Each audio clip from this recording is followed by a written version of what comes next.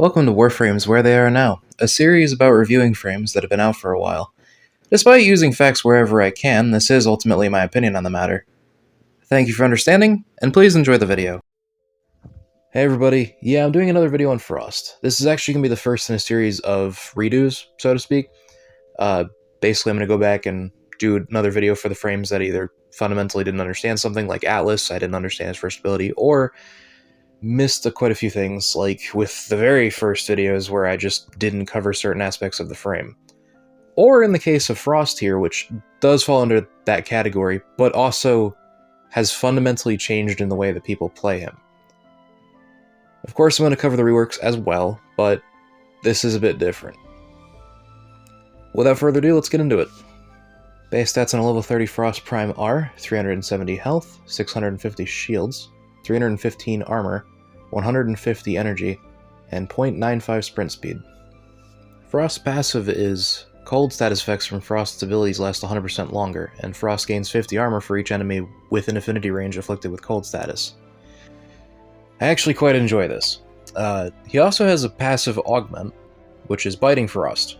Frost gains plus 200% critical chance and plus 200% critical damage against frozen enemies. It's a pretty nasty augment, honestly. His first ability is Freeze. He throws a snowball at the enemy, which freezes them, as well as enemies that happen to be close enough to said enemy. The area of effect and the freeze duration are both affected by mods, which is actually kind of nice.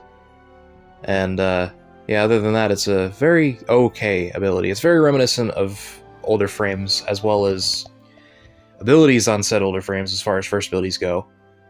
But, to be fair, that's because Frost is one of the oldest frames in the game. It does have an augment, that being Freeze Force, and what that is you hold the cast to grant allies within 15 meters an additional 100% cold damage to their attacks for 40 seconds. It's part of a long line of abilities that a lot of older frames have, where their first ability gets this sort of thing where it's a damage type that is noted to that frame. Like Saren has one for corrosive, I know Ember has one for heat, I think it's Oberon that has one for radiation, but anyways, yeah, no, quite a few of them have this, and I think there's actually one for every damage type aside from the physicals.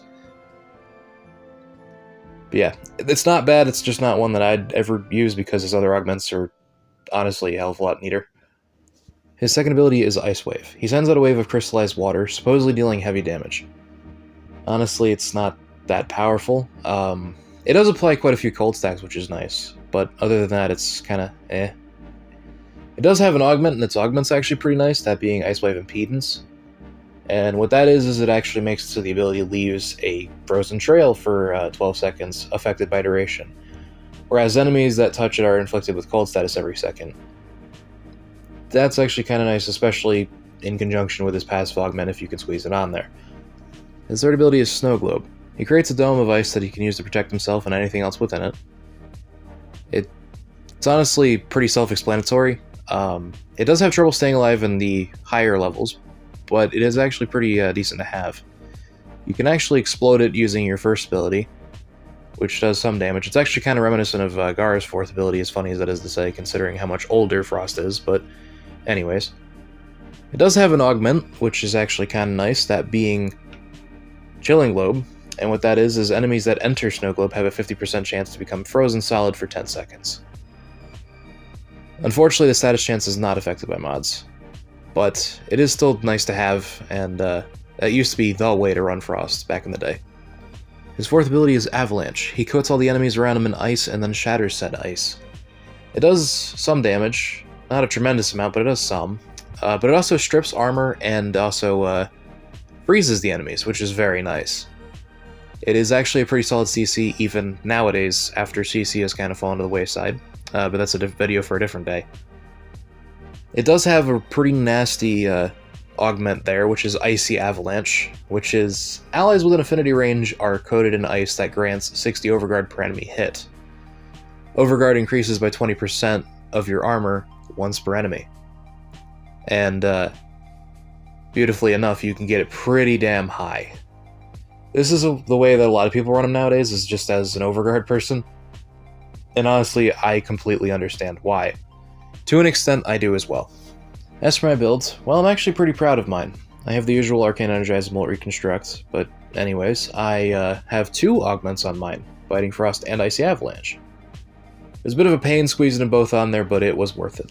I do have Umbra mods on him, because it actually works pretty well in this particular instance, mainly because he already has high armor, and I already needed to intensify anyway, so there we go. I do have some Archon shards on him. I have 4 for energy maximum, 3 of which are Tau Forged. Eventually the 4th one will be as well. And I do have a yellow one that increases the effectiveness of energy orbs, which is actually kind of nice. And I do blow through energy like crazy on mine because I have Blind Rage without any sort of efficiency mods, but that's okay because my current energy maximum is 702. So, trade-offs. It does work pretty damn well, I would say. So how does he perform for Deviri? Well, honestly, he is my second favorite frame to get in Deviri, for both Steel Path and regular. He is a beast in Deviri. My favorite being Gyre. We'll get to her when we get to her. But anyways, yeah, no, he is awesome for both forms of Deviri. I am always able to go quite a ways with him in Steel Path Deviri because of having both those augments on him. Makes him a ridiculously powerful tank and have quite a bit of damage under his belt. So closing thoughts on Frost. Well, he went from frame that I did enjoy but didn't use too often to he is actually one of my favorite frames. He's in my top 5 for sure, maybe my top 3, but I'm not 100% sure on that. I use him for quite a bit. One of the things I like to use him for the most is Conjunction Survival Relics on Steel Path. I always love doing that because as it stands, I always like to get the Luithrax Plasm for the Arcanes and whatnot. I'm still trying to get the damn Captura scene. But anyways, he is a powerhouse. I love leveling up weapons with him as well, because there's quite a few weapons that are just miserable to level up. And unfortunately, given my Arsenal Analysis series, I kind of have to deal with that, so yeah. But he does make it a lot more fun to do, as well as gives me ideas for things I could do down the road. I actually have a couple weapons that I built specifically for him because of his abilities. But anyways, that's it, and that's all. Thank you all for watching, and have a good one.